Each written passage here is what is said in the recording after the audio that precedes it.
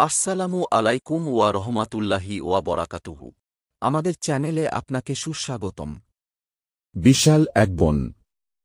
সে বনের পাশেই ছিল ছোট একটি গ্রাম। সে গ্রামে বাস করত এক গরিব কাঠুরে। সে বন থেকে কাঠ কেটে বাজারে বিক্রি করে চালডাল কিনে বাড়ি ফিরত। এভাবেই দুবেলা খেয়ে আর কখনো উপোস থেকে তাদের দিন চলত। গরিব কাঠুরে ও তার পরিবারের লোকেরা ছিল খুবই ধার্মিক। তারা কখনো হারাম কাজ করত না। দুবেলা খেয়ে আর কখনো উপোস থেকেও তারা কখনো নিজেদেরকে অসুখী মনে করত না। প্রতিদিনের ন্যায় সেদিনও কাঠুরে বনে কাঠ কাটতে গেল। কিন্তু বনের মধ্যে ঢুকে কিছু দূর যেতেই কাটার উপযোগী কোনো কাঠ পেল না। ফলে মাইলখানেক হেঁটে বনের গভীরে গিয়ে সেখানে বেশ কাঠ পেল। তা কেটে নিয়ে গ্রামের বাজারের দিকে হাঁটতে শুরু করল। কিছু দূর যেতেই ভীষণ এক গর্জন শুনতে পেল। ভয়ে কাঠুরের বুক হিম হয়ে গেল। কারণ একটি নদী এই বনকে দ্বিখণ্ডিত করেছে। আর নদীর ওপারে রয়েছে অনেক বাঘ। অনেক সময় বাঘ নদী পার হয়ে এসে কাঠুরে ও শিকারীদের ওপর হামলা করে। কাঠুরে শব্দটা পুনরায় শুনতে পেল, কিন্তু তার নিকট শব্দটি বড় করুণ বলে মনে হল। সে লক্ষ্য করল তার বাম পাশে গজ 15 দূরে ছোটখাটো একটি ঝোপঝাড়ের আড়াল থেকে শব্দটি আসছে। কাঠুরে মাথার বোঝা মাটিতে রেখে কুটারটি সামনে বাড়িয়ে এগিয়ে চলল। অতঃপর ঝোপের নিকটে পৌঁছে দেখল বিশাল একটি শিয়াল ক্ষতবিক্ষত অবস্থায় পড়ে সেখানে কাতরাচ্ছে। শিয়ালটিকে দেখে কাঠুরের বড় মায়া হল। সে কিছু ঔষধি গাছের ছাল ও পাতা বেটে তার ক্ষতস্থানে লাগিয়ে দিল এবং তার সামনে কিছু খাবার রেখে চলে আসল।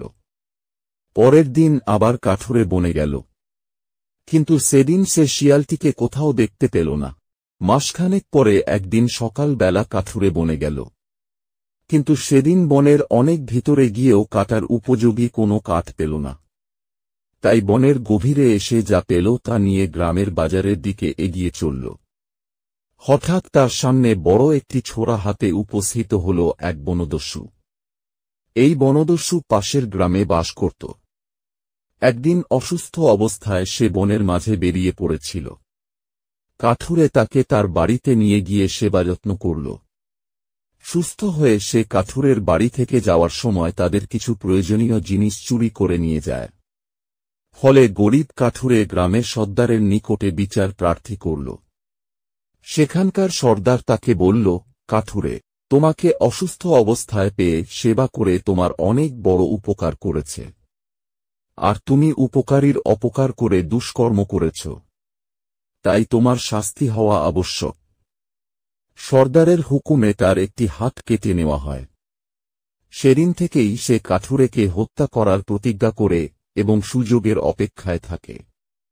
এদিন যেহেতু কাঠুরে বনের গভীরে এসেছে, এখানেই তাকে মারলে সবাই মনে করবে কাঠুরেকে বাঘ খেয়ে ফেলেছে। তাই সে সুযোগে হাঁটাহাঁটি করতে চাইলেই কাঠুরেকে বলল, কাঠুরে, তুই তোর মৃত্যুর জন্য প্রস্তুত হয় নে। তোকে আজ আমার হাতে মরতেই হবে। সে কাঠুরেকে কথাগুলি বলছে আর ছুরি বাড়িয়ে সামনের দিকে এক এক পা করে এগিয়ে আসছে। কাঠুরেও 1 পা 2 পা করে পিছাচ্ছে। এমন বিপদের সময়ও কাঠুরে সাম্য হারাল না। কাঠুরে বলল, দস্যু, আল্লাহ যদি না চান তবে তুই কেন পৃথিবীর কেউ আমাকে হত্যা করতে পারবে না। কথা শুনে সে উত্তপ্ত স্বরে কুড় হাসি হেসে উঠে বলল, আজ তোকে আমার হাত থেকে তোর আল্লাহ ও বাঁচাতে পারবে না, নাউজুবিল্লাহ। কাঠুরে মনে মনে আল্লাহর নিকট সাহায্য প্রার্থনা করতে লাগল। পিছাতে পিছাতে কাঠুরের পিঠ একটি গাছের সাথে লেগে গেল। দস্যুটি কাঠুরেকে মারার জন্য ছুরি তাক করল। এমন সময় হঠাৎ গাছের আড়াল থেকে বিদ্যুৎ গতিতে একটি বিশাল শিয়াল সেই দস্যুর বুকে ঝাঁপিয়ে পড়ল। সেই সাথে আরও 5টি শিয়াল তার উপর ঝাঁপিয়ে পড়ল। কাঠুরে লক্ষ্য করল, প্রথম যে শিয়ালটি ওই দস্যুর উপর ঝাঁপিয়ে পড়ল সেটি ওই শিয়াল কাঠুরে যার সেবা করেছিল। অতঃপর কাঠুরে আল্লাহর নিকট কৃতজ্ঞতা প্রকাশ করল এবং মনে মনে বলল, অকৃতজ্ঞতার পরিণাম আল্লাহ এমনই করেন। এখানে শিক্ষার বিষয় হল, আল্লাহর হাতেই সবকিছুর ক্ষমতা। আল্লাহ কারো ক্ষতিও করতে পারেন, আবার উপকারও করতে পারেন। তাই আল্লাহর প্রতি পূর্ণ বিশ্বাস রাখা দরকার। আর যে উপকার করে তার প্রতি কৃতজ্ঞ হওয়া উচিত। অকৃতজ্ঞের পরিণাম ভয়ঙ্কর। ভিডিওটি ভালো লাগলে লাইক দিয়ে আমাদেরকে উৎসাহিত করবেন।